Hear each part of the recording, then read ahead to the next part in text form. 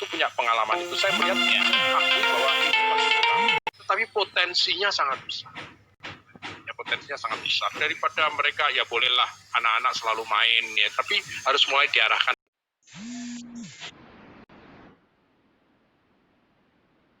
Pakai baju uniformnya gitu ya. Uniformnya relawan kan juga bisa.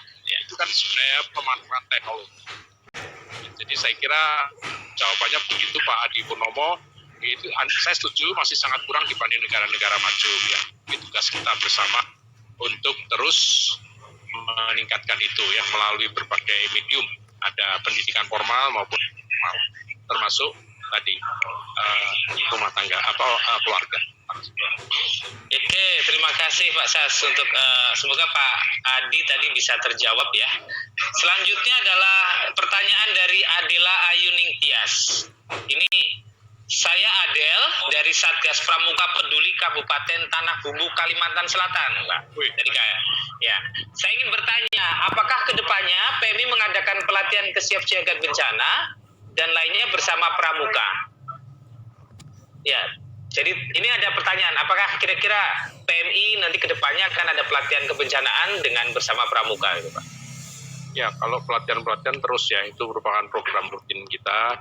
Jadi soal dengan Pramuka atau dengan mana memang belum tahu ya nanti. Artinya bisa saja dengan Pramuka, bisa saja dengan Kemenpora, kalau di daerah-daerah di Sparpora ya, pemuda dan olahraga dan lain sebagainya. Itu saya kira sangat dimungkinkan kerjasama itu. Jadi, tapi untuk rencana yang sudah fix belum ada. Ya, itu Mas Eksin. Oke, baik ya. Saya kira ya ini artinya bahwa PMI terbuka ya Pak untuk pada melakukan pelatihan bersama-sama semua pihak ya. Ya, termasuk nanti ya dengan Pak Tri ya Pak Tri bisa di follow up ya beberapa kebersamaan itu. Ya, Pak Trinya udah angkat jempol Pak, berarti kedepannya akan oke nih Pak. Banyak ya. Titik temu nih, banyak gesekan dalam arti positif antara kita di PMI yang membidangi kesukarelawanan ini dengan pemuda dan olahraga itu. Apalagi kalau betul keprihatinannya justru rasa kesukarelawanan pemuda kita sekarang ini masih perlu ditingkatkan. Oke, begitu ya Saudara Adel dari Tanah Bumbu Kalimantan Selatan.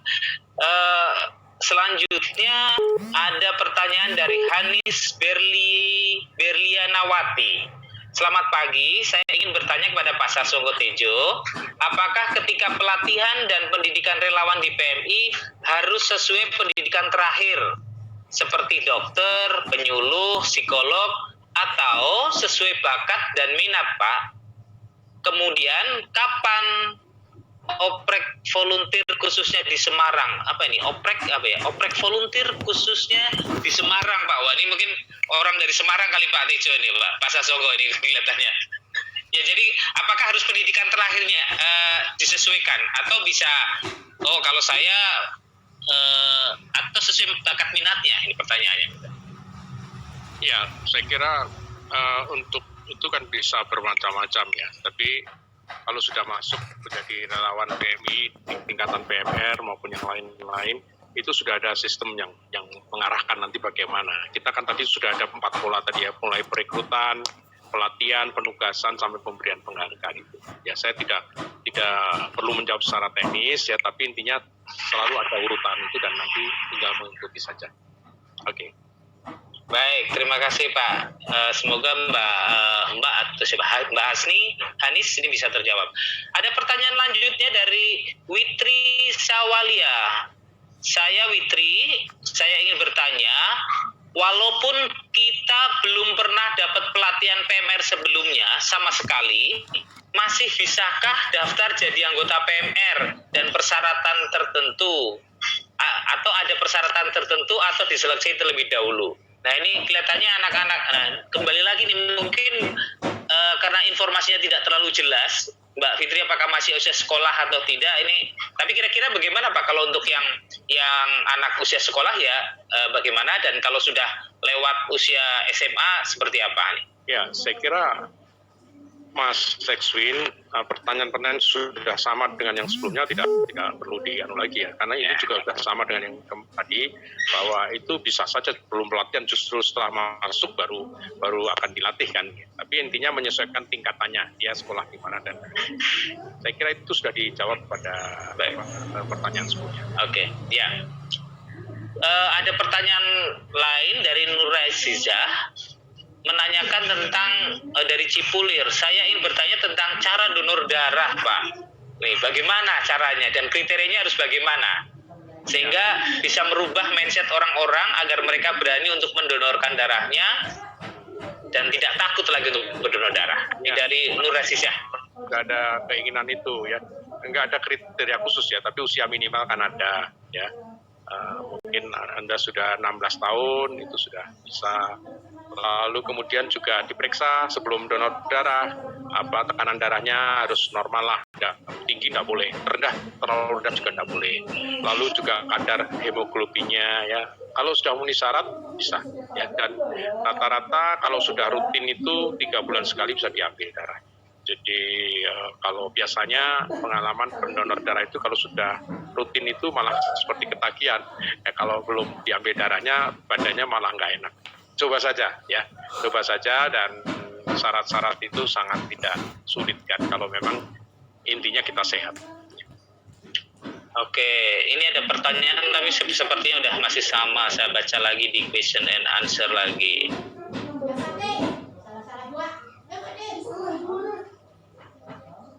Ada pertanyaan dari Zahida Farah. Apakah tahun ini oprek kerelawanan tetap ada namun secara online? Saya mau menanyakan kegiatan lapangan nantinya bagaimana, mengingat karena kondisi pandemik di lapangan dibatasi. Jadi saya kira ini karena pertanyaan terkait dengan masalah situasi pandemik sekarang ini, Pak. Bagaimana? Apakah kalau latihan online terus, tapi bagaimana dengan prakteknya? Gitu. Ini saya kira pertanyaan bagus juga nih ditanyakan dari teman-teman, biar tidak kesannya hanya tatap muka lewat daring. Bagaimana, Pak? Nah, memang sekarang ini harus kita memanfaatkan teknologi dulu ya. Nah, tapi ketika harus tatap muka, seperti juga relawan-relawan yang bergerak atau berstatus sebagai pengurus ya, tetap bisa tatap muka itu diatur tentu saja dengan protokol kesehatan yang tepat. Tetapi tentu saja memanfaatkan semaksimal mungkin ya pertemuan-pertemuan online seperti webinar kali ini. Itu prinsipnya. Jadi saya kira menyesuaikan nanti perkembangannya. Kita masih tetap optimis dengan COVID ini. Vaksin sudah uji klinis pada tahap ketiga, dan pada awal 2021 Sinovac itu sudah bisa mulai berproduksi. Kita optimis. Jadi bersabar dulu, jangan menganggap punya mindset selamanya kan begini, tentu enggak. Ya, kita optimis awal tahun depan sudah mulai new normal, tapi jangan tergesa-gesa juga untuk sering bertatap muka karena itu juga mempunyai resiko. Ya, itu saya kira. Baik, ini ada pertanyaan terkait, tapi mungkin tidak kepada Pak Sasongko, tapi kepada kementerian ini. Nanti mungkin bisa dielaborasi juga ya tentang terkait dengan bagaimana dengan relawan milenial ini, terkhususnya dalam respon COVID ini. Nah, mungkin kalau Pak Sasongko, Pak Tri, silakan jawab Pak Tri. Iya, ada pertanyaan khususnya program Kemenpora ini. Atau Pak Tri bisa memberikan tanggapan atau gimana, monggo Pak Tri?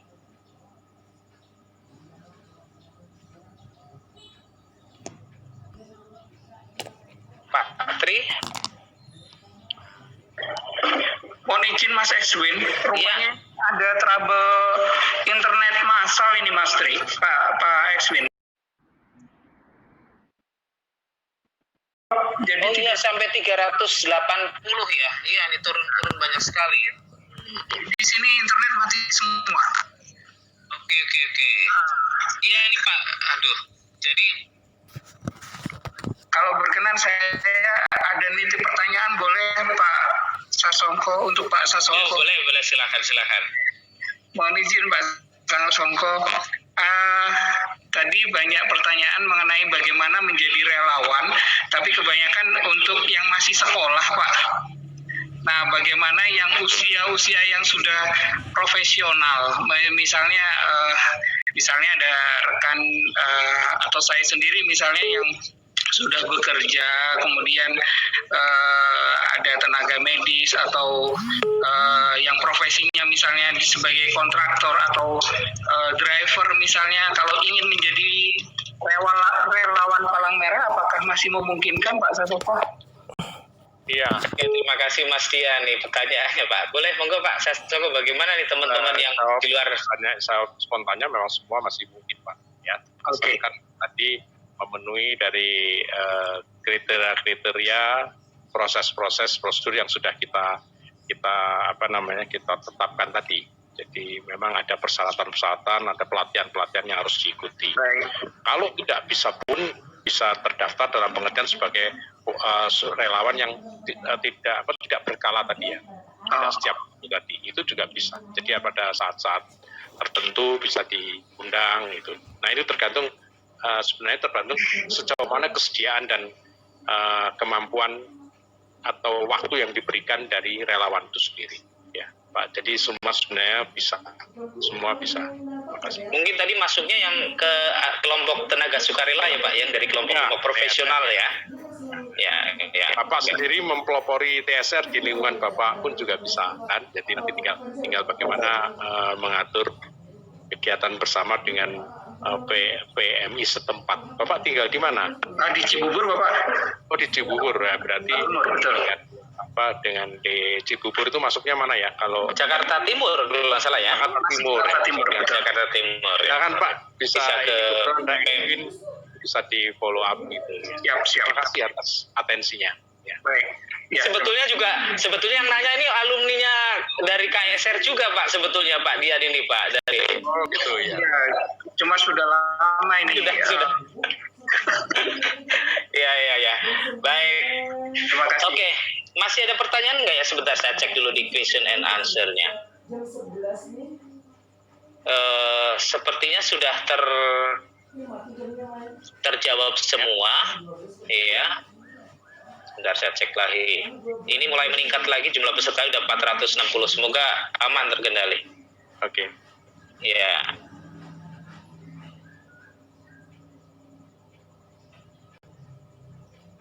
Oh, masih pertanyaan. Ada satu tambahan pertanyaan, tapi ini bagaimana menjaga spiritnya sih Pak relawan di lapangan ini. Jadi pertanyaan dari Mbak Hasmila.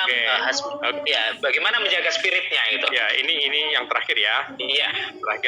Pertanyaan terakhir karena masih ada 2 pembicara dan saya mau izin sebelumnya nanti jam 10 lebih dahulu Pak. Jadi spirit kerelawanan ini memang menjadi satu persoalan yang sangat penting, ya, krusial, dan kita harus mempunyai strategi juga organisasi seperti PMI ini. Misalnya relawan yang ditugaskan di sebuah daerah bencana ya, untuk waktu yang lama itu kita harus mengadakan rotasi. Kita harus melibatkan mereka dalam evaluasi, ya, supaya tidak jenuh. Rotasi-rotasi itu diperlukan.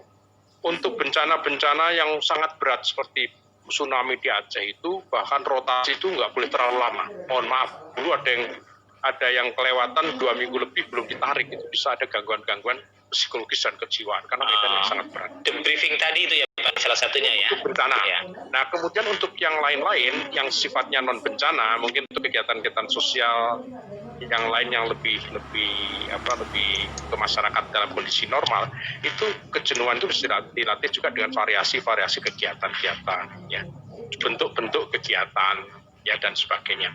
Saya kira relawan itu, Mas Ekswin, Iya Pak, jangan terlalu diatur juga dalam pengertian yang terlalu saklek. Biarkan mereka kumpul sendiri, mungkin ada ide-ide sendiri, ya. Biarkan mereka membentuk satu komunitas sendiri, ya. Jadi organisasi ini lebih menjaga dari segi antara kebutuhan dan juga kegiatan mereka. Tapi selebihnya itu mereka harus perlu dibiarkan untuk berekspresi sendiri. Nah ini supaya tidak jenuh tadi. Ya. Karena dan kita tidak boleh memaksa relawan itu dengan target-target yang terlalu ketat. Tadi kan ada yang informal, ada yang formal, yang lebih banyak tidak. Yang informal tadi itu mereka kadang-kadang tidak bisa kan penuh waktu. Saya bisa sore nih, itu pun kita ajak. Jadi bentuk kerelawanan itu tidak harus dalam dalam satu format yang terlalu seperti orang bekerja itu full timer, nggak bisa. Jadi itulah yang perlunya diatur bagaimana, dan disediakan juga ruang-ruang mereka untuk berrekreasi. Ya, jadi maka kadang-kadang ada konsultan psikolog kita datangkan untuk memberi ceramah-ceramah ringan, konsultan kesehatan. Mereka sambil berkegiatan sebagai relawan juga mendapatkan pendidikan-pendidikan, masukan-masukan yang bagus. Kalau perlu ustadz didatangkan gitu. Jadi artinya apa? Itu kegiatan-kegiatan yang tidak membosankan, apalagi untuk waktu-waktu yang panjang seperti COVID ini. Waktu istirahat harus diatur, ya rotasi. Pengaturan waktu ya. Terima kasih. Baik, terima kasih Pak. Ya, terima kasih banyak Pak Sasongko atas sharingnya kepada teman-teman pemuda seluruh Indonesia. Semoga apa yang dilakukan Palang Merah Indonesia bisa menjadikan teladan, bisa menjadikan rujukan, dan tentunya tadi ya masih Pak Sasongko menyampaikan juga walaupun sudah usianya seusia dengan negara Indonesia tentunya, tapi juga masih tetap berkembang untuk menyesuaikan dengan kondisi kekinian. Saya terima kasih Pak Sasongko, tapi saya sedikit ini ada kebetulan ada Mbak Anissa, mungkin saya kasih kesempatan Mbak Anissa dari Federasi Internasional Palang Merah. Ini kalau pertanyaan tadi yang kalau dibandingkan yang dari Pak Adi mungkin barangkali Mbak Anissa bisa merespon bagaimana sih antara Indonesia dengan negara-negara lain, karena Mbak Anissa dari Federasi Internasional Palang Merah mungkin bisa sedikit membisikkan catatan gitu sebelum ya 1 menit Mbak Anissa. Baik, terima kasih Mas Exwin. Izin Pak Sas, semoga Bapak-Bapak juga dan teman-teman sehat semua. Baik, kalau saya melihatnya secara internasional, karena kebetulan saya bekerja di AFASI Indonesia, salah satu hal yang menjadi target federasi Red Cross and Red Cross Movement adalah pada tahun 2030 kami berharap ada koneksi antara seluruh relawan yang ada di dunia. Platformnya tentunya mungkin tidak hanya fisik, tetapi bisa online gitu ya. Kita berharap banget bahwa banyak keahlian-keahlian yang bisa di-sharing. Misalnya Indonesia memang ekspertisnya pasti di kebencanaan. Indonesia itu sudah menjadi kiblat bagaimana bagusnya respon bencana contohnya. Itu bisa menjadi example atau contoh kepada relawan lain mungkin yang di konteksnya tidak memiliki kemampuan itu gitu atau pengalaman di bidang itu. Nah, ini sangat penting sekali, dan Red Cross itu sangat terbuka sekali dengan membuka jejaring, baik dengan kerelawanan yang ada di Indonesia. Sekarang jenis kerelawanan tadi Pak Sasongko bilang 30% yang lebih terstruktur seperti apa yang PMI lakukan, 70% sifatnya lebih individual atau spontan gitu. Nah, ini kita berharap ada kerjasama. Dengan kita punya link seperti itu, kita akan bisa bersama-sama nge-link dengan global volunteer.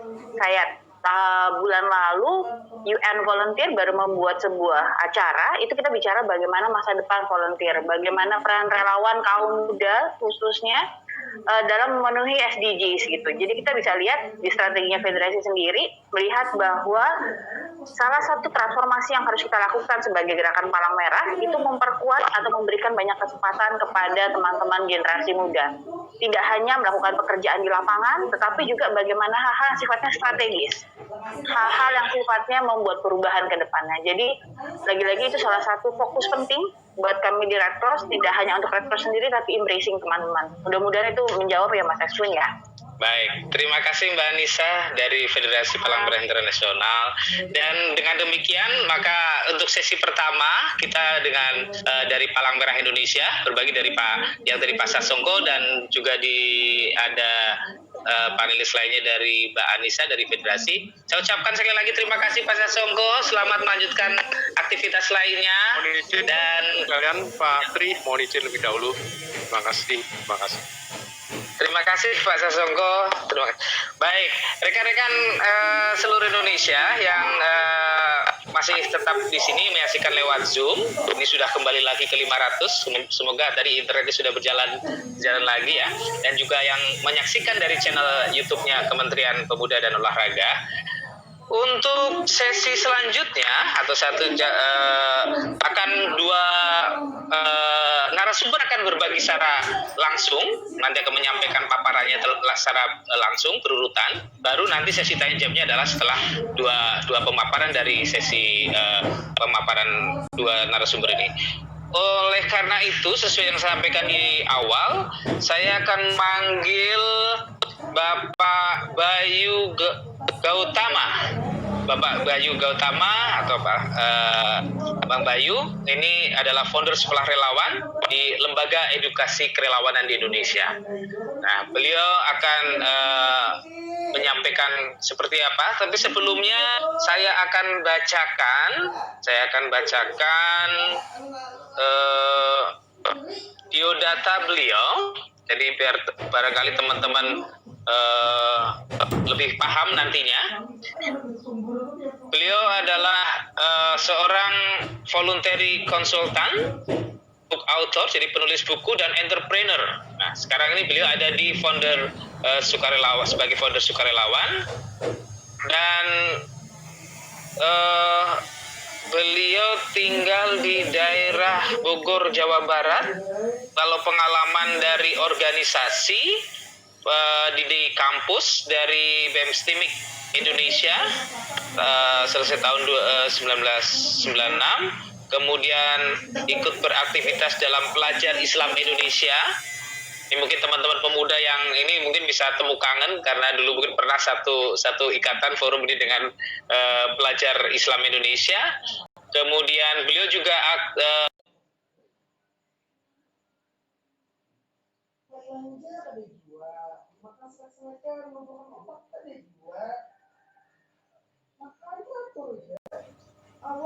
aktif di Yayasan Aksi Cepat Tanggap atau ACT dari tahun 2005 sampai 2013. Kemudian bergabung dengan Yayasan Al-Azhar Peduli Umat 2008. Kemudian di Yayasan Dompet Du'afa, Yayasan Sahabat Peduli, dan terakhir adalah Sekolah Relawan. Banyak buku-buku yang beliau tulis ternyata ini. Ada Oase Jiwa, ada Tobat Muka Sendiri, dan banyak ternyata kalau dalam listnya ada sekitar 7 atau 8 materi-materi publikasi yang juga banyak bisa ditemukan di YouTube ataupun di Anda cari di Google dan sebagainya. Saya kira ini sebagai pengantar awal untuk Kang Bayu untuk menyampaikan paparannya terkait apa Sekolah Relawan. Baik, pada Kang Bayu waktunya ya tidak lebih dari 1 jam lah ya, jadi untuk berbagi. Silakan Kang Bayu, kami persilahkan. Oke, baik. Terima kasih Mas Eswin dan pada semua peserta, semua yang mendengarkan, semua yang hadir di seluruh Indonesia. Assalamualaikum warahmatullahi wabarakatuh. Waalaikumsalam warahmatullahi wabarakatuh. Terdengar jelas suara saya ya Mas ya? Sangat clear. Ya, tentu saja dalam kesempatan ini saya tidak akan banyak menjelaskan tentang Sekolah Relawan karena nanti saya juga akan bicara tentang tema mudah-mudahan menarik tentang milenial, gerakan-gerakan milenial dalam kesukarelawanan. Tapi izinkan sedikit saya juga bicara tentang menanggapi beberapa hal tadi yang disampaikan oleh Pak Deputi, Pak Faisal terkait dengan betul kalau disampaikan bahwa kerelawan itu barang mahal di Indonesia, tapi boleh saya share beberapa hal. Saya banyak dalam beberapa tahun terakhir banyak diberi kesempatan untuk bertemu, berkunjung, silaturahim ke beberapa negara di Asia Tenggara, dan 2018 bahkan pernah dalam satu forum dengan beberapa negara dari Asia, dengan ada Eropa, ada Timur Tengah, dan kemudian dari Afrika juga. Dan yang paling menarik adalah ketika awal tahun 2019 saya berkunjung ke beberapa negara di Asia Tenggara seperti Malaysia aja. Contoh paling gampang Malaysia, Singapura, atau di Hong Kong misalnya. Kalau tadi Pak Faisal menyebut kerelawanan di Indonesia itu barang mahal, itu benar, tapi sebenarnya di negara lain tetangga kita di jiran ya misalnya Malaysia itu lebih mahal lagi Mas. Jadi gini,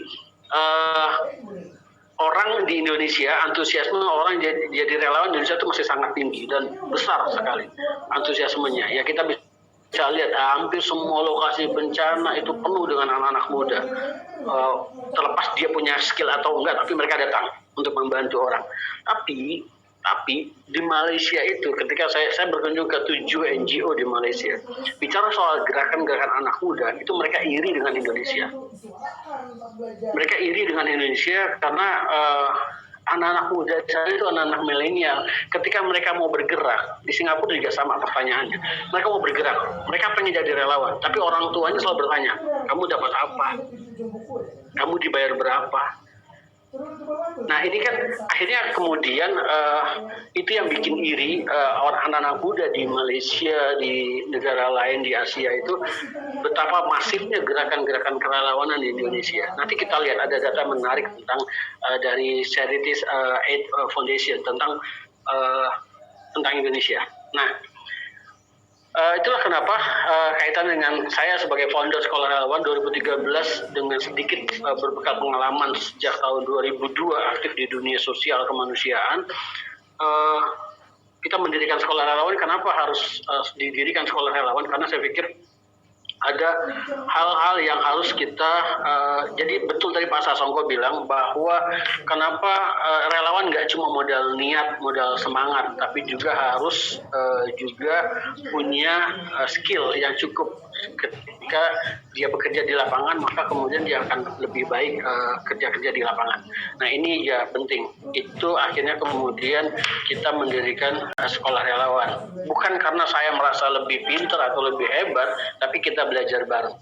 Nah, dalam kesempatan ini saya akan bicara soal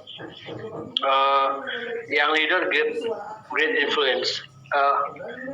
Ya kan kalau dalam selalu ada orang bilang begini, anak-anak muda sekarang adalah pemimpin masa depan. Itu betul. Tapi konteksnya sekarang pelan-pelan akan berubah. Anak-anak muda sekarang adalah pemimpin masa kini. Itu harus begitu. Tapi bagaimana menyiapkan mereka? Nah ini yang harus ya. Halo, saya lanjut ya. Oke. Jadi gini. Ini saya yang jalankan atau oke ya? Dalam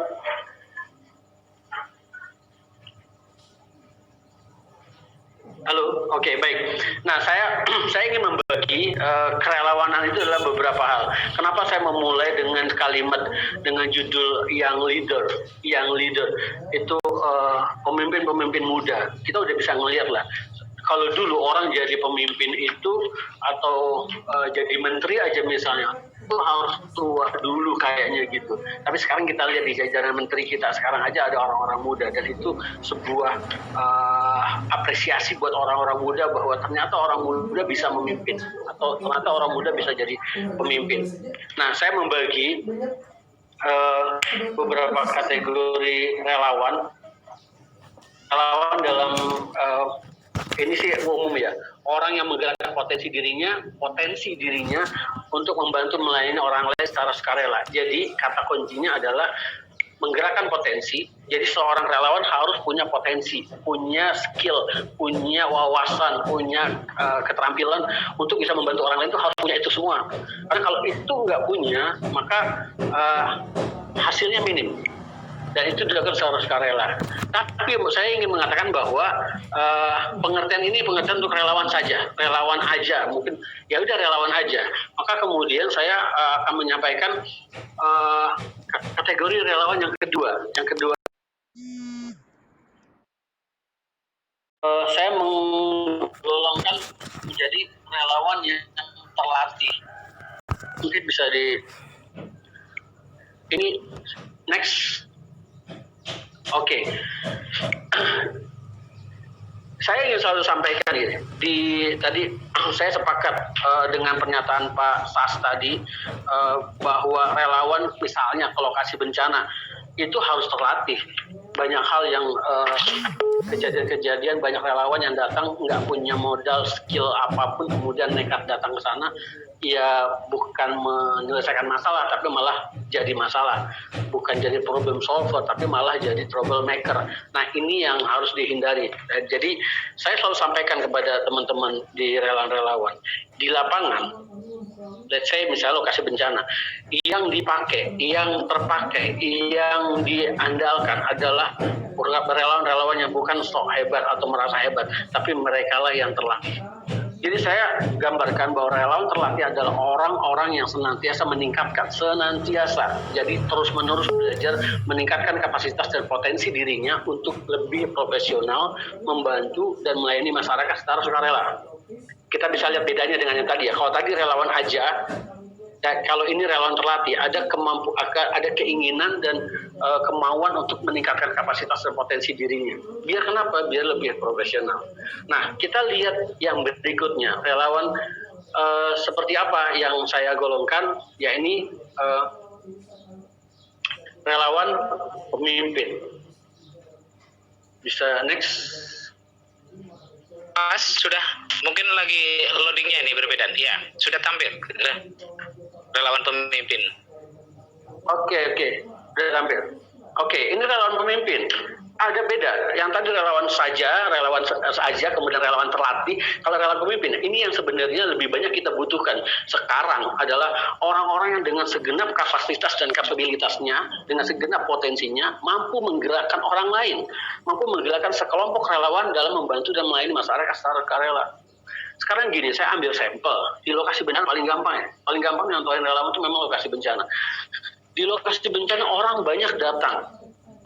Berbondong-bondong, ada yang bergelombor, ada yang sendirian, ada yang sekelompok, dadap dengan baju macam-macam bajunya. Tapi nggak semua orang punya kemampuan leader, nggak punya kemampuan leadership, nggak punya kemampuan untuk mengkoordinir, nggak punya kemampuan memanage, bahkan memanage kelompoknya sendiri. Maka sebenarnya dibutuhkan orang-orang dengan kemampuan leadership yang bagus untuk bisa menggerakkan relawan. Ini jauh lebih penting. Nah, ada 3 hal tadi ya, relawan saja, relawan terlatih, dan juga relawan pemimpin. Nah, akan jadi seperti apa kita? Nah ini, untuk bisa jadi relawan pemimpin atau relawan terlatih, setidaknya kita punya beberapa modal. Modal utama yang pertama adalah pasti sensitivity. Kita punya kepekaan. Melihat kita punya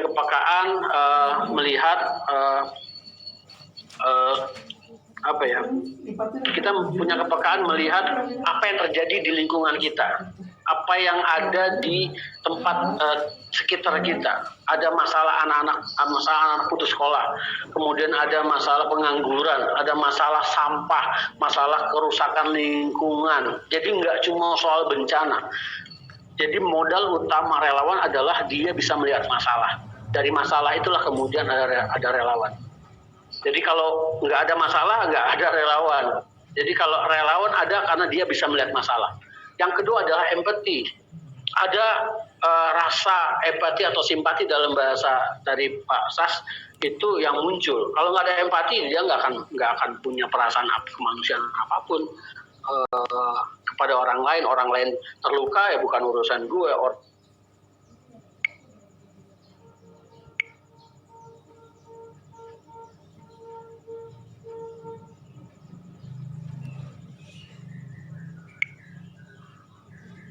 Jadi tadi nggak cukup punya kemauan atau niat atau semangat aja nggak cukup, tapi dia harus punya dan selalu meningkatkan kemampuan, skillnya. Oh kalau jadi relawan bencana, gue harus ikut latihan rescue. Oke. Kalau mau jadi relawan di bidang sosial media, gue harus memperdalam tentang engagement lah, tentang sosial media. Kalau mau jadi relawan fotografi, berarti harus belajar fotografi. Ya itu semua dibutuhkan dalam kerja kerelawanan.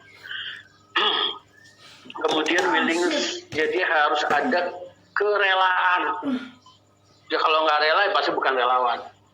Selanjutnya adalah sinergi. Sinergi ya Pak, pasti di kerja di lapangan itu jangan berpikir Anda sebagai superhero. No. Volunteer is not superhero, bukan. Volunteer relawan itu bukan orang manusia serba bisa. Enggak semua orang, walaupun saya ingin katakan gini, bahwa relawan harus multi-talent, banyak bisanya dan juga multitasking, bisa melakukan pekerjaan 2-3 pekerjaan dalam satu waktu yang bersamaan. Tapi relawan juga bukan superhero. Relawan nggak bisa nanganin semua hal. Relawan nggak bisa semua hal. Jadi dia harus sinergi, dan itu syarat penting. Jadi di lapangan lu jangan naikin tinggi-tinggian, naikin bendera, kemudian merasa lebih hebat, merasa lebih keren dan lain-lain. No, nggak kepake di lapangan. Dan yang terakhir adalah network, jaringan.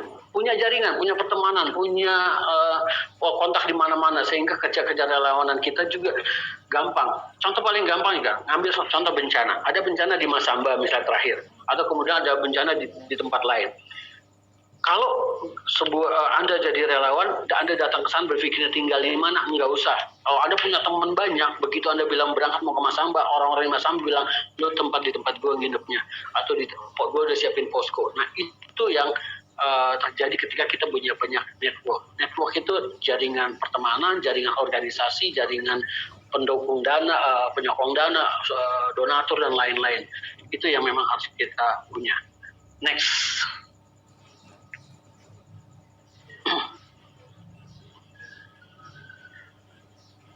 Halo, ya masih oke.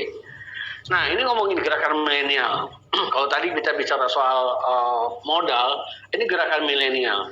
Jadi gerakan-gerakan milenial ini ciri khasnya adalah pertama kreatif, inovatif dan penuh inisiatif. Anak-anak muda ini ya kreatif. Ya kita bisa lihat sekarang fenomena startup misalnya. Itu contoh bahwa anak-anak muda itu kreatif. Saya belum dengar, mungkin saya kurang, tapi hampir semua startup yang besar dan maju di Indonesia itu dibuat oleh anak-anak muda. Nah, itu menandakan bahwa anak-anak muda memang anak-anak yang kreatif, inovatif, dan inisiatif. Kemudian, ciri khas anak muda, anak milenial berikutnya adalah cerdas berwawasan. Wawasannya luas dan juga cerdas, kritis. Terus kemudian network jaringannya luas dan anti mainstream. Anak muda nggak mau sama orang tua. Anak muda nggak mau disama-samain. Dia pengen beda, selalu pengen beda. Kemudian kelebihan dari anak muda adalah agile. Agility-nya bagus. Jadi kelincahannya karena memang didukung dengan postur tubuh yang bagus, fisik yang bagus. Jadi gerakan-gerakan mereka di dunia kerelawanan juga ini sangat mendukung. Kalau mereka digerakkan dalam dunia kerelawanan.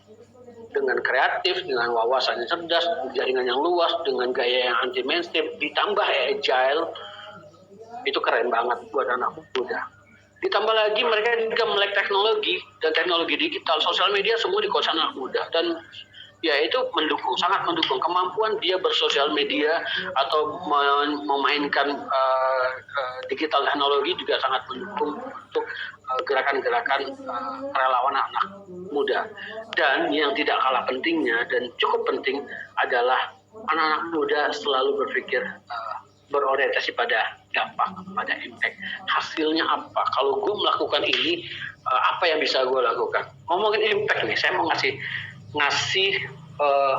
kan tadi saya kasih judul ada great influence, pengaruh yang besar atau dampak yang besar. Saya anak-anak milenial hampir nggak ada yang nggak kenal Awkarin lah ya, pasti kenal. Nah di Awkarin ini kan dulunya dikenal dengan mungkin sebagian orang menganggap bahwa dia punya image yang negatif ya. Dan juga pengaruh-pengaruh yang walaupun sebenarnya gini, saya ingin menyampaikan satu hal. Dalam dunia kerelawanan, dalam dunia kemanusiaan tidak ada satupun yang bisa melarang seseorang untuk melakukan gerakan-gerakan kerelawanan. Tidak ada satu orang pun bisa membatasi jiwa kerelawanan seseorang, siapapun itu. Nah, jadi waktu di Palu, gempa Palu, tsunami Palu, Karin datang dan kemudian mengubah. Ini dia memberikan impact yang bagus. Kenapa? Dia tahu dia punya influence. Dia tahu dia punya pengaruh di follower-followernya dan besar pengaruhnya. Maka dia gunakan influence itu tersebut untuk gerakan kebaikan. Itu keren. Dan itu akhirnya diikuti oleh selebgram yang lain dan melakukan gerakan-gerakan yang sama, impact oriented. Lanjut. Next. Peran relawan ya. Belum tampil? Oke. Sudah. Agak delayingnya ini lumayan lah. Oke. Udah oke? Iya, peran relawan udah sudah sampai peran relawan. Gak apa-apa. Udah ya, saya lanjut ya. Ini tentang peran relawan. Ini juga bisa dilakukan oleh peran anak-anak muda, anak-anak milenial. Peran relawan yang pertama adalah karena memang sifat-sifat yang tadi ya, cerdas, berwawasan, kemudian anti mainstream, kemudian impact oriented, digital teknologi, dan kemudian hal-hal lain yang dimiliki anak-anak muda tadi, maka kemudian anak muda punya peluang menjadi trendsetter atau pelopor gerakan-gerakan kebaikan, inspirasi gerakan-gerakan kebaikan. Saya melihat banyak komunitas-komunitas yang sekarang didirikan oleh anak-anak muda sekali. Komunitas-komunitas di Jakarta, di luar Jakarta, di Pulau Jawa, di luar Pulau Jawa, itu banyak didirikan anak-anak muda. Ini menunjukkan bahwa pertumbuhan gerakan kerelawan anak muda itu cukup bagus. Nah, kemudian peran relawan adalah membangun tim. Jadi dia memang nggak bekerja sendiri, dia harus sinergi. Semua sinergi. Nggak usah berpikir superhero, nggak usah berpikir gue bisa melakukannya sendiri. Loh, Avengers aja sinergi kok sama temen-temennya gitu. Jadi si Spider-Man nggak kerja sendiri sama yang lainnya, sama Hulk dan lain-lain. Karena tahu musuhnya besar, Thanos. Jadi dia sinergi. Nah, kita relawan juga bukan siapa-siapa, bukan superhero, maka kita harus sinergi. Jadi peran relawan yang ketiga adalah membangun tim. Kemudian relawan juga harus mampu merancang dan menjalankan program, mulai merancang program. Rumusannya adalah gini, tadi saya bilang gerakan relawan dimulai dari masalah. Dia bisa melihat masalah yang ada di sekitarnya. Maka kemudian dia melihat masalah, maka kemudian merancang program apa yang bisa dijalankan untuk mencari solusi dari masalah. Itu. Dan peran berikutnya adalah relawan harus bisa mengedukasi masyarakat. Karena gerakan-gerakan relawan itu selalu berhubungan dengan masyarakat. Maka yang kita edukasi adalah masyarakat. Kemudian peran berikutnya adalah membangun jaringan, network. Karena dia butuh support untuk gerakan-gerakan di lapangan. Support relawan lain, karena dia nggak bisa kerja sendiri, kemudian support juga donatur, support lembaga lain, support pemerintah, dan semuanya harus dan dia harus menjalin sinergi dengan jaringan-jaringan tersebut, sinergi kolaborasi. Dan tidak kalah penting adalah bukan cuma mengedukasi masyarakat, peran relawan. Ini relawan pemimpin tadi ya, saya sebut ya. Peran relawan pemimpin adalah menggerakkan partisipasi masyarakat. Pertanyaannya apakah anak muda bisa menjalankan peran ini? Bisa. Dan saya punya banyak contoh. Karena ngomong gini, next, bisa dilanjut ke slide berikutnya. Jadi gini, dalam dunia community development, pemberdayaan masyarakat, ada yang disebut dengan local leader. Local leader ini adalah orang yang dia punya pengaruh di sebuah desa, sebuah kampung. Nggak harus dia ketua RT, nggak harus dia ketua Karang Taruna, nggak harus dia Pak Lurah, nggak harus. Karena saya ambil contoh, ada local leader di daerah Bogor itu, di satu kampung di Katulampa Bogor itu, lokal leadernya orang yang dianggap punya pengaruh, anak muda, justru mantan preman yang dulu dianggap sampah masyarakat, dianggap merusak lingkungan dan lain-lain, justru kita jadikan lokal leader. Kenapa? Karena dia punya pengaruh di antara anak-anak muda yang lain. Pegang leadernya, pegang pemimpinnya, kemudian kita didik, kita bina, maka dia bisa mempengaruhi anak-anak muda yang lain. Dan itu jadi gerakan yang bagus. Nah, dalam gerakan sosial kemanusiaan yang bukan non bencana, misalnya pemberdayaan masyarakat, kita perlu mencari lokal leader tersebut. Nah, lanjut. Untuk bisa menjalankan peran-peran yang tadi itu, ya, maksud saya yang sebelumnya tadi. Slide sebelumnya bisa. Lagi, sudah balik lagi. Oke, ini saya dengar lanjut, jadi saya lanjut. Oke, ini top 10 skills ya. Oke, iya. Maaf. Ini top 10 skill. Ini di 2020 beberapa ada 10. Ada complex problem solving, critical thinking, kemampuan berpikir kritis, kemudian creativity, people management, dan lain-lain. Ini silakan dibaca. Ini dari Future of Jobs Report dari World Economic Forum 2016, tapi disampaikan 2020. Nah, kaitan dengan relawan, next, lanjut di slide berikutnya. Apa yang dibutuhkan oleh relawan untuk bisa menjalankan peran-peran yang tadi itu? Ya, ini. Ya, sebelum saya jelaskan ini, saya jelaskan ada gambar di anak ini, bukan anak, ini anak muda. Ini tahulah kalau dari jaketnya lah ya, yang hijau-hijau itu. Tapi dia sebenarnya bukan sebatas driver ojol. Saya kenal orang muda ini namanya Ray, Bang Ray. Saya panggil Bang Ray. Jadi Bang Ray ini dikenal di kalangan orang-orang ojol, para ojol online di Jakarta dan juga di beberapa daerah lain sebagai penggerak gerakan kerelawanan anak-anak khusus driver ojol. Dia tuh naik motor itu sampai ke Palu loh. Naik motor sampai ke Lombok. Motornya ini yang dia pakai ini sampai ke Lombok, sampai ke Palu, dan dia bawa teman-temannya sesama driver ojol jadi relawan di Lombok, jadi relawan di Palu kemarin. Dan mereka bergabung sama kami di sekolah relawan.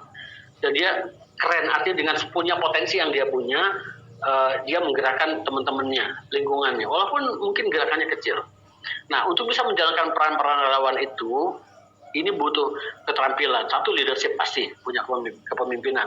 Kedua, memanage orang, banyak orang. Kemudian dia punya kreativitas.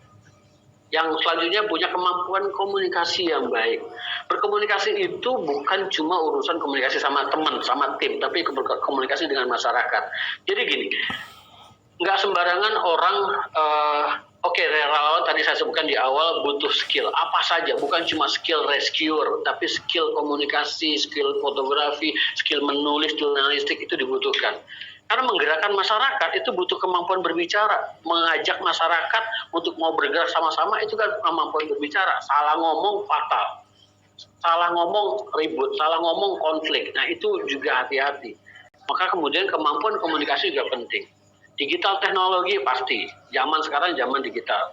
Sosial media itu di dalamnya. Problem solving, mampu memecahkan masalah, mencari jalan keluar dari masalah-masalah yang ada baik di tim maupun di masyarakat.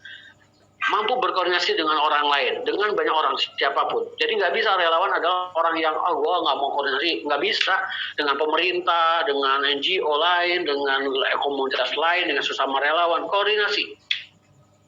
Ya, makanya saya selalu ingatkan kalau ada relawan di lokasi bencana dan dia datang ke lokasi bencana nggak lapor ke BNPB atau BPBD, lemah koordinasinya dan dia terlalu bukan nggak tahu aturan.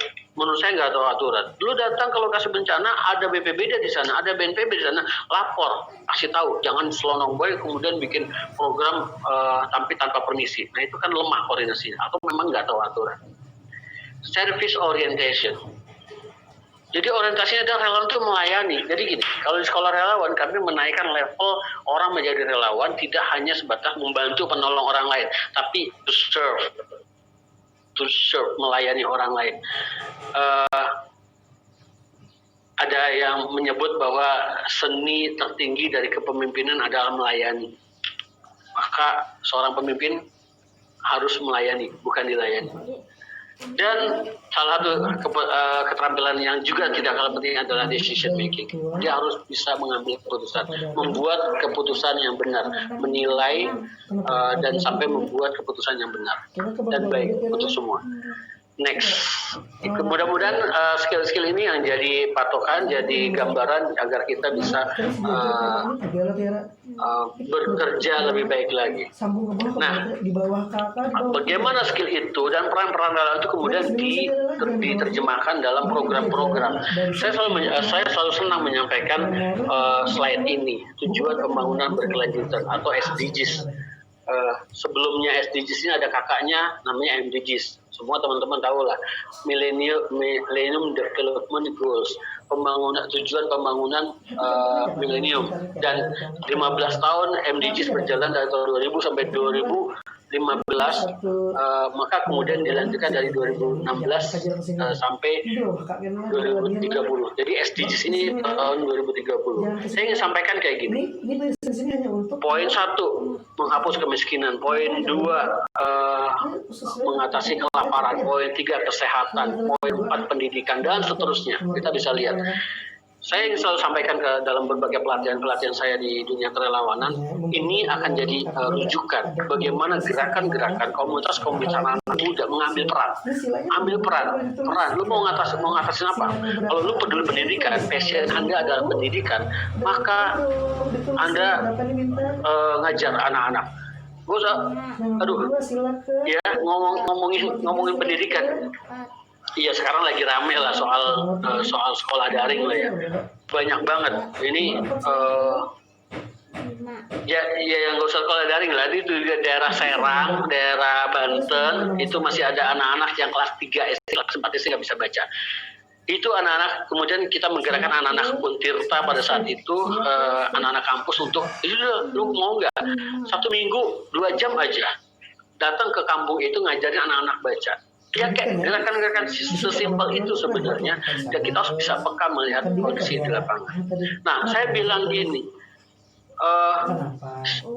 kenapa harus saya tampilkan tujuan pembangunan berkelanjutan? Agar kita ambil berbagi peran. Ada relawan, ada komunitas yang mengambil gerakan mengatasi kelaparan. Maka bikinlah berbagi nasi, bikinlah program-program yang mengasih makan.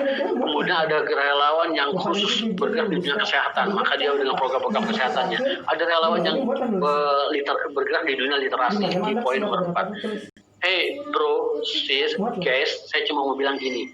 Satu anak yang kalian bisa bikin dari nggak bisa baca jadi bisa baca, ternyata kalian tuh udah membantu negara dalam mencapai tujuan pembangunan berkelanjutan. Kan keren. Jadi relawan tuh keren banget. Atau satu orang yang kamu kasih makan hari ini dengan uang kamu sendiri, lu udah ngebantu orang dari mengatasi kelaparan, dan boleh jadi dia akan besok nggak kelaparan lagi. Anda udah membantu negara dalam mengatasi poin nomor 2. Ini yang sebenarnya dibutuhkan oleh negara kita. Relawan adalah orang yang berkontribusi. Dia hands up, dia tunjuk tangan, bukan hands up begini ya. Dia tunjuk tangan. Ketika ada masalah di lingkungannya, dia yang tunjuk tangan. Jadi kenapa misalnya saya contoh MDGs di Millennium Development Goals juga ada poin tentang pendidikan, ada poin tentang kelaparan, ada poin tentang kesehatan. Selama 15 tahun MDGs dilakukan, mungkin pencapaian-pencapaian kita ada tapi belum maksimal. Misalnya kayak gini, ada orang, ini bicara anak milenial, ini mungkin sosial media ya. Sosial media kita dipenuhi dengan anak-anak muda yang komplit. Tukang komplain. Misalnya gini, dia komplain ke pemerintah lah, komplain ke orang lain, ke temennya dan lain-lain. Contohnya gini, ada anak tetangganya depan rumahnya putus sekolah, kemudian dia tulis di sosial media, di Facebooknya atau di IG-nya, "Boy, Menteri Pendidikan ngapain aja kerjanya? Anak depan rumah gue ini putus sekolah. Lu bisa kerja nggak sih?" Hei, kalau semua anak muda, semua orang Indonesia kayak gitu, ini tujuan pembangunan berkelanjutan nggak akan pernah selesai. Sampai kiamat nggak pernah selesai. Tapi anak muda adalah orang yang ambil peran. Ketika ada anak di depan rumahnya, tetangga depan rumah nggak putus sekolah, bisa dong lo yang bantu selesai masalahnya. Mas, kan saya juga masih sekolah, kan saya juga masih kuliah, saya juga butuh duit. Bukan dari duit lo bro, lo tinggal tulis di status media sosial lo, bro, ternyata ada anak putus sekolah di depan rumah gue, mau nggak bantuin gue sama-sama sekolah yang anak itu? Selesai nggak kira-kira? Selesai. Bro, tetangga gue sebelah rumah sakit kritis, nggak bisa ke rumah sakit, nggak punya BPJS dan lain-lain. Bantuin yuk, banyak yang bantuin. Orang Indonesia itu tingkat kerelawanannya tinggi, kedermawanannya tinggi. So tinggal gunakan media sosial, do your magic with your social media. Lakukan hal-hal kebaikan positif. Dan ini anak-anak muda. So lu akan bangga ketika masalah di depan lu selesai. Lo akan bangga ketika masalah yang ada di depan kita selesai, dan itu peran lo. Keren banget, anak muda. Ya. Jadi ada 17 poin, silakan mengambil peran yang mana, mau poin nomor 1, nomor 2, nomor 3, dan nggak bisa semua kita lakukan. Silakan ambil peran. 1 poin nggak masalah. Yang penting jangan sampai nggak melakukan apa-apa. Anak muda, ayo berkarya. Ayo melakukan sesuatu. Do something to others. Oke, next. Lanjut. Mudah-mudahan tinggal 2 atau 3 slide lagi, nggak lama lagi. Oke. Masih ada waktu. Nah, ini yang tadi saya sampaikan. Indonesia Harus bangga, orang kita semua harus bangga. Indonesia sebagai negara paling dermawan sedunia. Ini tahun 2018. 2017 kita masih nomor 3. 2017 kita masih nomor 2 atau nomor 3. Kalah dengan Myanmar. Tapi 2018, yang 2019 belum keluar. Ini data dari Charities Aid Foundation. Indonesia negara paling dermawan sedunia. Indikator penilaiannya adalah 1. Ini tentang 46%. 60% adalah membantu orang lain, ya, membantu orang lain, helping others. Kemudian 53% adalah donasi, donate money. Dan yang tertinggi adalah 78% di seluruh Indonesia tertinggi 78%. Jadi ini mohon maaf ya, dari misalnya ternyata Indonesia masih yang tertinggi di dunia kaitan dengan volunteering tentang kerelawanan. 78% itu mengalahkan negara-negara lain. Secara umum Indonesia disebut sebagai negara paling dermawan sedunia. 2019 saya yakin masih yang tertinggi dan seterusnya. Peran kita anak muda, anak milenial akan mempertahankan ini sebagai Indonesia negara paling dermawan. Are you ready? Are you ready? Ready. Next. Oke, last page ya. Orang-orang muda adalah mimpi buruk bagi siapapun yang tidak menghendaki perubahan. Terima kasih. Assalamualaikum warahmatullahi wabarakatuh. Waalaikumsalam warahmatullahi wabarakatuh. Terima kasih Pak Bayu nih yang banyak quote-quote-nya dan tentunya ini di challenge untuk teman-teman yang ada di seluruh Indonesia. Oke. Nanti sebelum kita ada kesempatan untuk diskusi dengan Bang Bayu, silahkan boleh di chat question and answer-nya bisa disampaikan di situ. Kita akan pindah ke pembicara terakhir pada sesi kali ini, yaitu Bapak Hamid Abidin selaku Direktur Eksekutif Filantropi. Nah, beliau juga sudah hadir, sudah siap. Saya akan bacakan terlebih dahulu nih untuk perkenalannya, saya bacakan CV-nya. Beliau adalah posisi sekarang Direktur Filantropi Indonesia. Jadi nanti bisa tanya juga nih apa itu filantropi gitu. Jadi tapi saya kira teman-teman sudah paham lah apa itu. Kemudian yang kedua adalah Ketua Badan Pengurus Yayasan Pirak. Nah ini nanti apa juga ini Pirak, jadi teman-teman juga bisa atau nanti Mas Hamid bisa mengelaborasi nih apa sebetulnya Pirak.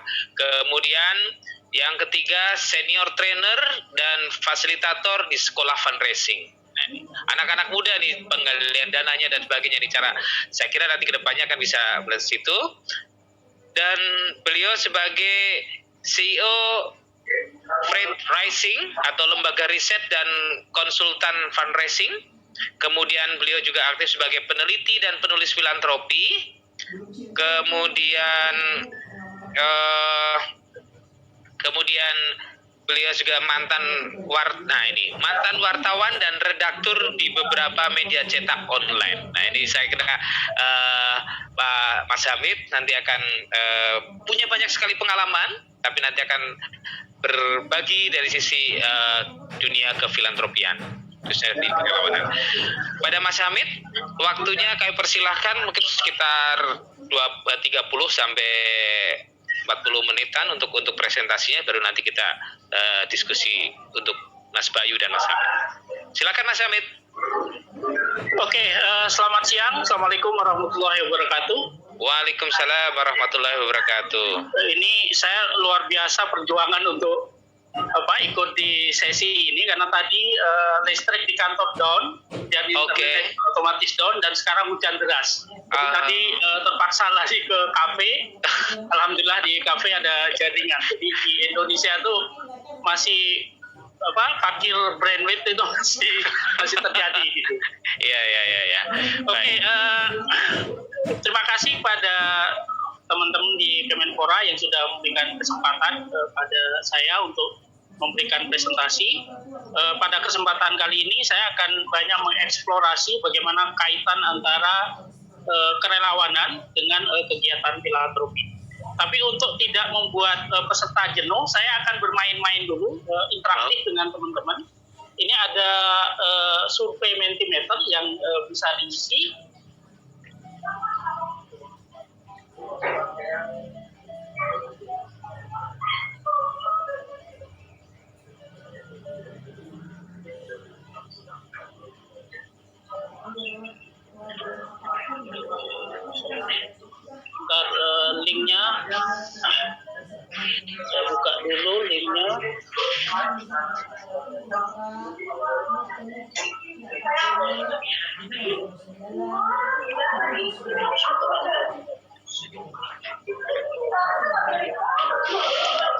Linknya bisa di-share di chat. Ya, sebentar. Oke. Oke, ini udah di.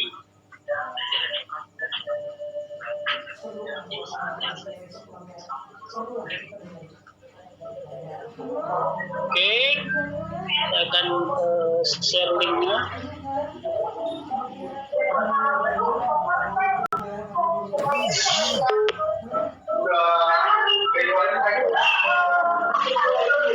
Oke, saya ingin mengajak teman-teman sekalian untuk masuk ke menti.com. Silahkan Anda ambil handphonenya, ketik menti.com. Kemudian dari situ ada kode, masukkan 18 19 30. Nah, kemudian Anda bisa menjawab pertanyaan. Kodenya 18 19 30 ya. 30 ya. 18 19 30 30 ya. ya. Oke, nah pertanyaannya adalah apa tugas dan peran yang sering dijalankan saat menjadi relawan? Ya. Jadi silahkan diketik apa tugas dan peran yang sering dijalankan saat menjadi relawan. Silahkan, kita ingin melihat apa sih yang selama ini menjadi tugas dan peran teman-teman saat menjadi relawan. Kok kalau di saya tampilannya pertanyaan yang berbeda, Mas? Yang fundraising. Oh, sorry. Apa yang terbayang? Sebentar. Apa yang terbayang di pikiran Anda saat mendengar kata fundraising? Sebentar. Saya ganti dulu.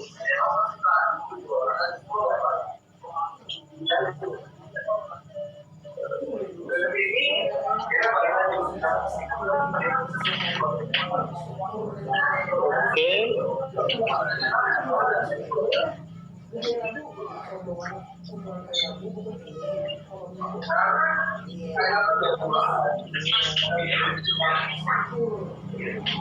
Ya, oke ya. Ini udah mulai masuk jawaban-jawabannya. Jadi ada yang membantu masyarakat, membantu orang lain. Kira-kira apa lagi tugasnya? Ada gotong royong, ada healing, ada katalis, ada ya macam-macam ya. Ada menggalang menjadi juru bicara, dapur umum, bekerja sama, oke. Ya banyak sekali membantu orang lain. Sebagian besar sangat general, tapi ada juga yang spesifik. Ya, masih berjalan. Kita ingin lihat dari sini apa yang banyak dilakukan oleh teman-teman pada saat menjadi relawan. Tugas-tugas apa yang biasanya dibebankan. Oke.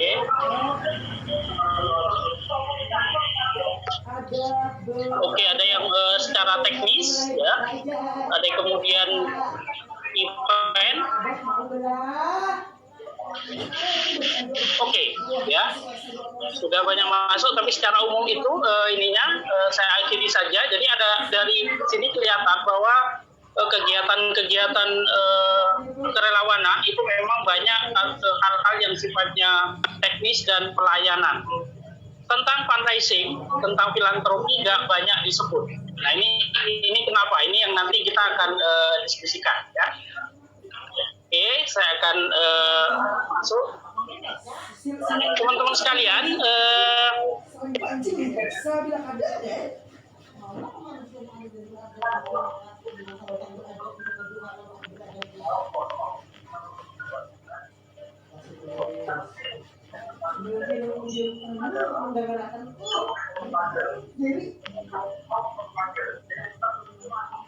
Oke, saya akan presentasi terkait bagaimana berbagi untuk negeri melalui kerelawanan. Jadi bagaimana mengaitkan kegiatan kerelawanan dengan kegiatan filantropi dan fundraising. Sebelumnya saya ingin mengenalkan tentang apa itu filantropi Indonesia atau Perhimpunan Filantropi Indonesia. Karena di filantropi ada prinsip tak kenal maka tak sayang maka tak nyumbang. Jadi filantropi ini adalah sebuah asosiasi yang beranggotakan lembaga-lembaga filantropi yang bertujuan untuk meningkatkan kualitas dan kuantitas kegiatan kedermawanan sosial di Indonesia sebagai sarana untuk mengatasi masalah sosial dan pencapaian tujuan pembangunan berkelanjutan. Kalau dilihat di kanan, itu anggota-anggota kita ada yayasan keluarga, yayasan perusahaan, yayasan berbasis keagamaan, yayasan media massa, dan lain-lain, ya. Juga ada yayasan independen. Sementara program kita ada pilar riset dan edukasi, kemudian kita melakukan kemitraan juga dengan lembaga-lembaga sosial, dan kita melakukan advokasi dan fasilitasi. Jadi itu lembaga filantropi.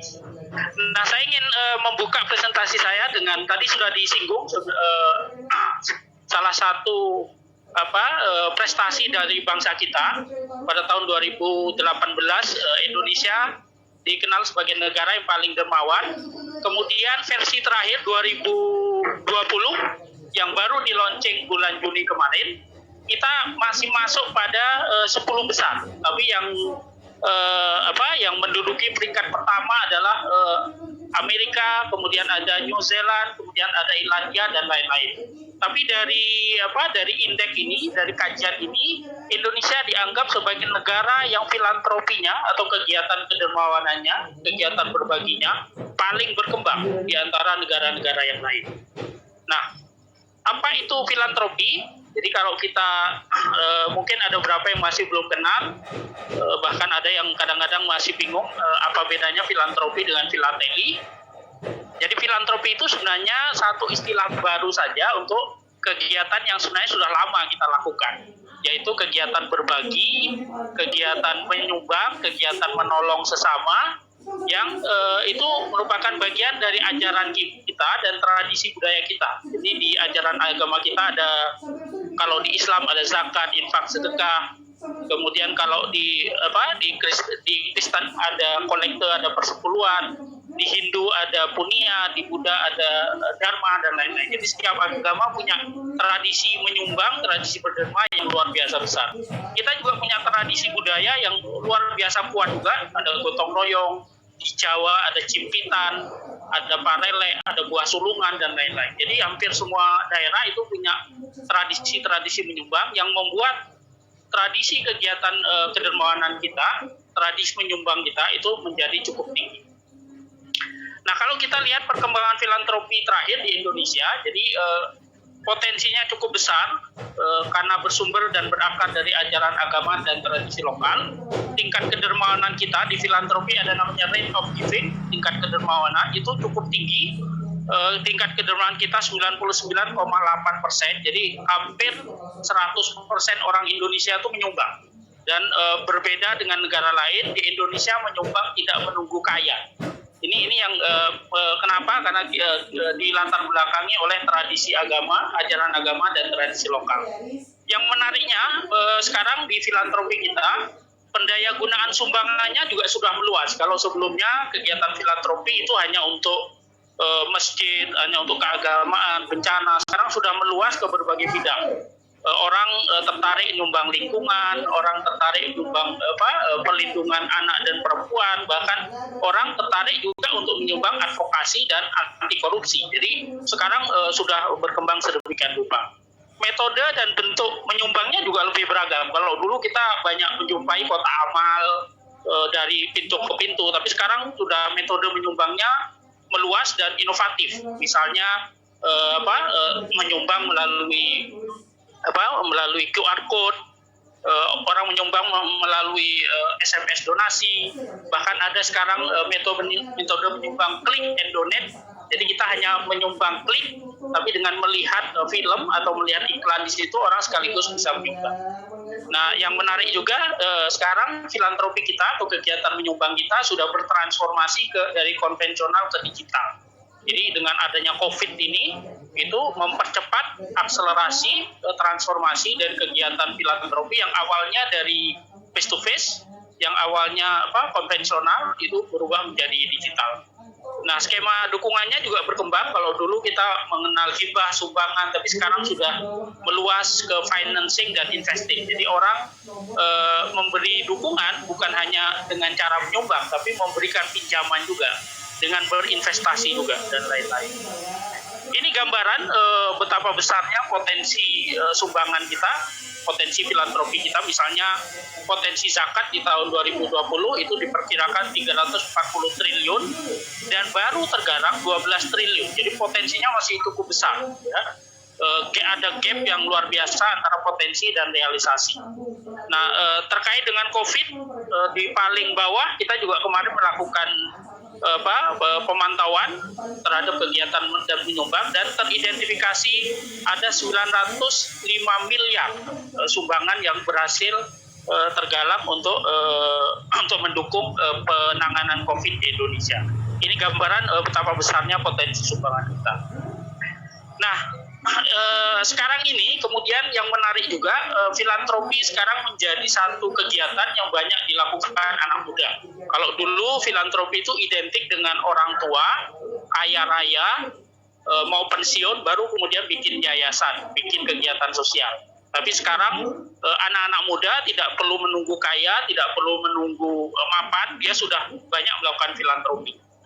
Filantropi sekarang menjadi identitas dan jati diri baru bagi anak muda. Kalau dulu anak muda mengejar kemapanan, mengejar prestise dari kekayaan, dari posisi, tapi sekarang filantrop menjadi orang yang dermawan, peduli, itu menjadi jati diri yang luar biasa. Jadi bahkan ada yang bilang berbagi itu gue banget. Jadi itu identitas baru anak muda. Nah, apa yang dilakukan oleh mereka? Ada yang mendirikan yayasan, jadi sekarang ini ada banyak sekali yayasan-yayasan anak muda, tapi banyak juga yang membangun komunitas. Jadi bentuknya bukan yayasan, tidak ada struktur formal, tapi mereka membentuk komunitas-komunitas dan biasanya bertemu di dunia digital. Katakanlah ada komunitas berbagi nasi, komunitas sedekah rombongan, komunitas 1001 buku, dan lain-lain. Jadi mereka inilah yang kemudian banyak bergiat di kegiatan sosial. Mereka berkontribusi melalui waktu, voice, ya, suara, kalau ada campaign mereka ikut, melalui jaringan dan juga melalui dana. Nah, dengan masuknya anak-anak muda ini, kemudian program filantropi yang dulu membosankan, cenderung formal, sekarang menjadi kegiatan menyumbang, kegiatan bernama yang lebih populer, fun, menyenangkan, dan interaktif. Dan biasanya dilakukan dengan memanfaatkan IT dan berbasis komunitas. Ini beberapa contoh bagaimana anak muda mengemas kegiatan sumbangan. Jadi misalnya ini ada contoh bagaimana mereka mengkampanyekan anti-bullying dengan berkampanye lewat kaos, tapi sekaligus kaosnya juga dijual untuk fundraising dengan tagline yang menarik. Wong kece orang ngece. Orang yang cakep, orang yang bagus, rupawan, itu tidak menghina orang. Jadi di situ ada aspek kampanye anti bullying. Yang lain juga misalnya ini bagaimana kemudian kegiatan sumbangan dikemas menjadi sedekah drive-thru yang memudahkan orang untuk menyumbang. Jadi dikemas secara populer, menarik sehingga orang tertarik untuk menyumbang. Salah satu contoh lagi ini di Jogja, jadi bagaimana kegiatan filantropi mengumpulkan barang bekas yang banyak dilakukan orang, kemudian didesain dengan cukup bagus dan populer sebagai festival melupakan mantan. Jadi mantan di sini dimaknai sebagai buku, pakaian, dan mainan atau barang-barang bekas. Jadi bekas itu mantan. Jadi karena itu mereka bikin festival melupakan mantan dan mengajak orang lewat festival ini untuk mendonasikan barang-barang bekas. Nah, kalau kita lihat peran relawan, ada banyak sekali yang biasanya dilakukan. Ini beberapa yang kita identifikasi, ada yang administrasi, pengumpulan data atau penelitian, ada pelaksana teknis event, ada kampanye, advokasi, dan ada pelayanan sosial. Nah, sayangnya untuk fundraising, untuk penggalangan dana, ini satu aktivitas yang sebenarnya penting, tapi nggak banyak dilakukan oleh relawan, ya. Jadi di tengah filantropi berkembang, kegiatan kedermawanan, potensi sumbangan yang luar biasa besar, dan banyak lembaga-lembaga yang membutuhkan dana, dukungan, nggak banyak filantropi dan nggak banyak relawan yang